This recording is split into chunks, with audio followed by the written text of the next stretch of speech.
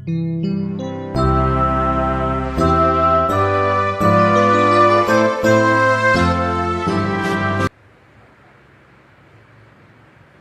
sejahtera dari Allah Bapa yang melampaui segala akal, itulah yang menyertai hati dan pikiran di dalam Yesus Kristus Tuhan kita. Amin. Shalom bagi kita semua. Bapak, Ibu, saudara-saudara yang terkasih dalam Yesus Kristus, di hari yang bahagia ini, di pesta peringatan kebangkitan Yesus yang kedua, yang bertepatan di hari Senin tanggal 13 April 2020, kita melakukan ibadah dan kita disapa oleh firman Tuhan yang terambil dari 1 Korintus 15 ayat 20 sampai ayat ke-28. 1 Korintus 15 ayat 20 sampai ayat yang ke-28. Demikian bunyinya. Tetapi yang benar ialah bahwa Kristus telah dibangkitkan dari antara orang mati sebagai yang sulung dari orang-orang yang telah meninggal. Sebab sama seperti maut datang karena satu orang manusia, demikian juga kebangkitan orang mati datang karena satu orang manusia. Karena sama seperti semua orang mati dalam persekutuan dengan Adam, demikian pula semua orang akan dihidupkan kembali dalam persekutuan dengan Kristus. Tetapi tiap-tiap orang menurut urutannya, Kristus sebagai buah sulung. Sesudah itu mereka yang menjadi miliknya pada waktu kedatangannya, kemudian tiba kesudahannya, yaitu bila mana ia menyerahkan kerajaan kepada Allah Bapa, sesudah ia membinasakan segala pemerintahan, kekuasaan dan kekuatan. Karena ia harus memegang pemerintahan sebagai raja sampai Allah meletakkan semua musuhnya di bawah kakinya. Musuh yang terakhir yang dibinasakan ialah maut, sebab segala sesuatu telah ditaklukkannya di bawah kakinya. Tetapi kalau dikatakan bahwa segala sesuatu telah ditaklukkan, maka teranglah bahwa ia sendiri yang telah menaklukkan segala sesuatu di bawah kaki Kristus, itu tidak termasuk di dalamnya. Tetapi kalau segala sesuatu yang telah ditaklukkan di bawah Kristus, maka ia sendiri sebagai anak akan menaklukkan dirinya di bawah Dia yang telah menaklukkan segala sesuatu di bawahnya, supaya Allah menjadi sama di dalam semua. Demikian firman Tuhan. Berbahagialah orang yang mendengarkan dan merenungkannya. Jemaat yang dikasihi Tuhan, firman ini sangat penting bagi kehidupan kita, kehidupan umat Kristiani. Sama seperti di dalam pengadilan, seorang hakim memutuskan sebuah kasus benar atau tidak, itu berdasarkan bukti dan fakta-fakta yang diajukan. Demikian juga di dalam kehidupan iman kita, kebangkitan Yesus itu menjadi penting dan pondasi bagi iman kita, bagi kehidupan kita, karena dia sudah memenuhi bukti-bukti dan fakta-fakta sejarah. Fakta sejarah akan kebangkitan Yesus pada hari yang ketiga mempunyai makna yang sangat penting, karena kebangkitannya mengokohkan bukti keilahiannya dan menjadi dasar pengakuan iman rasuli pasal yang ketiga yang mengatakan, aku percaya kepada Roh Kudus dan adanya satu gereja yang kudus, persekutuan orang kudus, pengampunan dosa, kebangkitan daging, dan hidup yang kekal. Namun, Bapak Ibu, saudara-saudari yang dikasihi Tuhan, masalah kebangkitan menjadi persoalan di jemaat Korintus. Mereka percaya bahwa Kristus dibangkitkan dari antara orang-orang mati, tapi sulit untuk mereka meyakini adanya kebangkitan orang mati. Hal ini sangat mengganggu bagi Paulus. Hal ketidakpercayaan akan kebangkitan orang mati ini tidak sepele. Hal tersebut dapat mengikis, bahkan merusak berita kebangkitan Kristus itu sendiri. Dengan tegas ia mengatakan, jika orang mati tidak dibangkitkan, maka marilah kita makan dan minum, sebab besok kita mati. Tertulis di ayat ke-32. Dengan kata lain, tidak ada perbedaan antara kehidupan orang Kristen dan orang yang tidak percaya, karena sama-sama akan mengalami kebinasaan. Kebangkitan Kristus menjadi dasar iman Kristen, ditegaskan Paulus dengan mengatakan kepada mereka bahwa jika Kristus tidak dibangkitkan, maka sia-sialah pemberitaan para rasul dan iman kita. Tertulis di ayat yang ke-14. Kemudian Paulus juga mengatakan di pasal yang di ayat ke-17, jika kamu tidak dibangkitkan, maka kita tetap tinggal dalam dosa. Kamu masih hidup dalam dosamu yang membuat manusia terpisah dari Allah, yang membuat manusia mati dan binasa. Fakta kebangkitan Kristus salah yang membuat orang percaya dibebaskannya dari belenggu dosa, dan kebinasaan inilah perbedaan antara orang yang percaya kepada Kristus dengan yang menolaknya, yaitu pengharapan di dalam kebangkitan Kristus.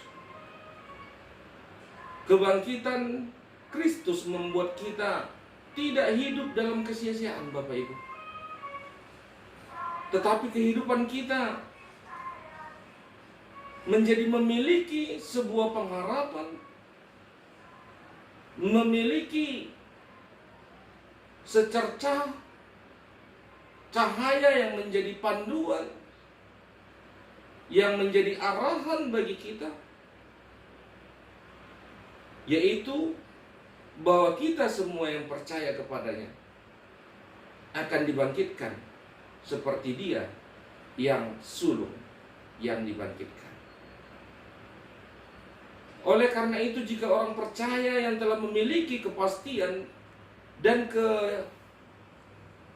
keyakinan yang menjadi arahan bagi hidupnya,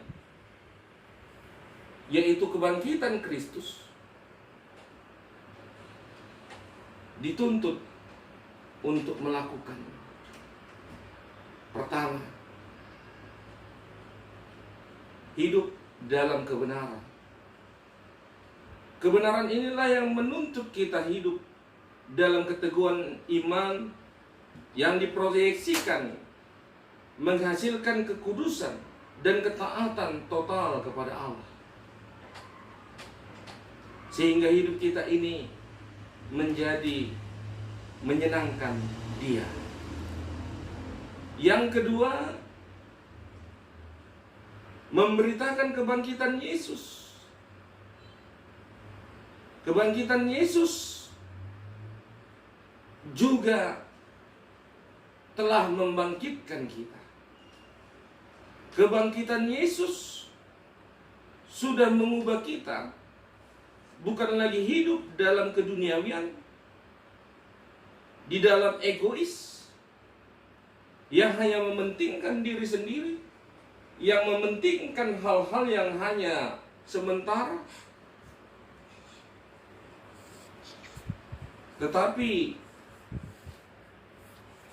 menjadi pribadi yang mencerminkan Yesus.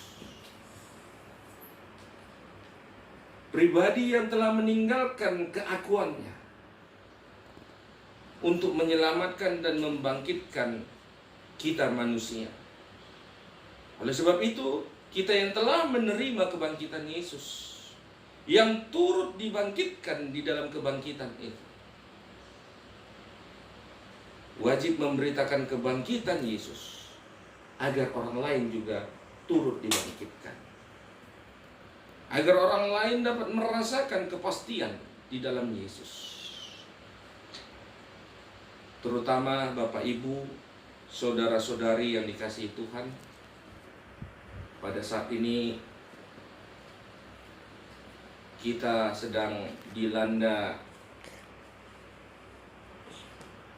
sebuah pandemi yang menjadi momok bagi kita seluruhnya, yang menjadi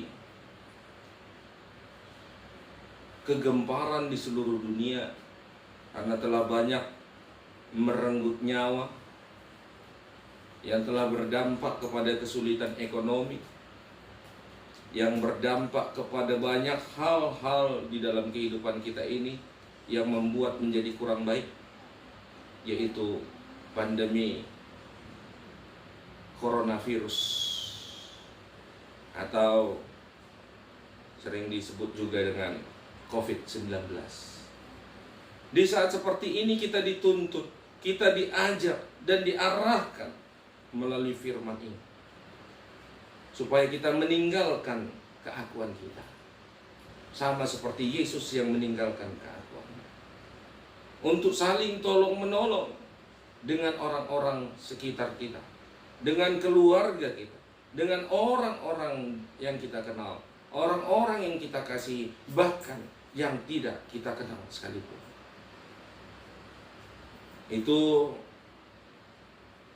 sudah terlihat di dalam kehidupan kita, secara khusus kita HKBP Kana, Bapak Ibu, saudara-saudara yang terkasih. 2 hari yang lalu kita sudah menerima, gereja kita sudah melaksanakan pembagian sembako.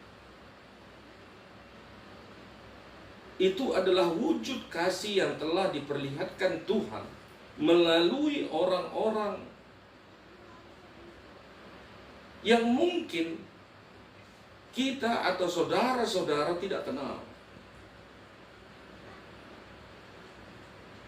Tetapi itu menjadi bukti bahwa kuasa Tuhan, kasih Tuhan itu berlangsung hingga saat ini. Kebangkitan Yesus menjadi jaminan bagi kita. Dan kebangkitan Yesus itu membangkitkan kita untuk turut serta bersama-sama dengan Yesus. Bukan hanya bersama-sama Yesus di kebangkitan atau di kenaikan atau di kerajaan Allah, di kedatangan Yesus yang kedua kalinya. Tetapi di kehidupan kita saat ini, kita bersama-sama dengan Yesus. Bersama-sama dengan dalam bentuk apa? Bersama-sama mewujudkan kasih Allah. Bersama-sama menjadi pribadi yang menolong kepada sesama kita.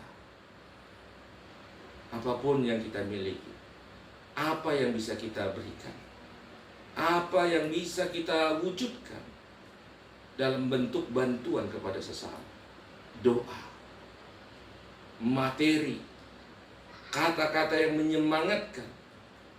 Apa saja yang bisa kita lakukan semaksimal mungkin untuk menolong orang-orang sekitar kita. Karena itulah arti dari kedatangan Yesus, kematiannya dan kebangkitannya. Menjadi pertolongan bagi kita. Kebangkitan Yesus membangkitkan kita. Karena kita sudah turut serta di dalam kebangkitan Yesus, kita juga diajak untuk membangkitkan orang-orang sekitar kita. Tuhan memberkati. Amin. Kita berdoa. Terima kasih Tuhan, terang firman-Mu telah disampaikan saat ini bagi kami, menyapa kami. Kebangkitan Yesus juga telah menjadi kebangkitan bagi kami. Oleh sebab itu Tuhan, sebagai pribadi-pribadi yang sudah turut dibangkitkan di dalam Yesus,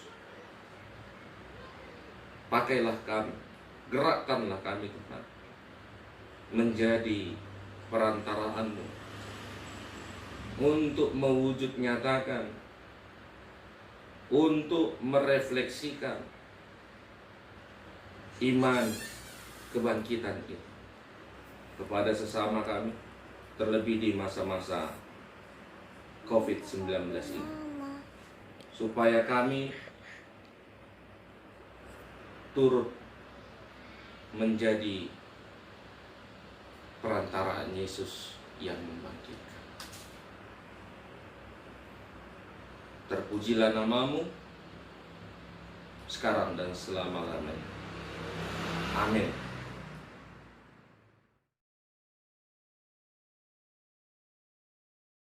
Ting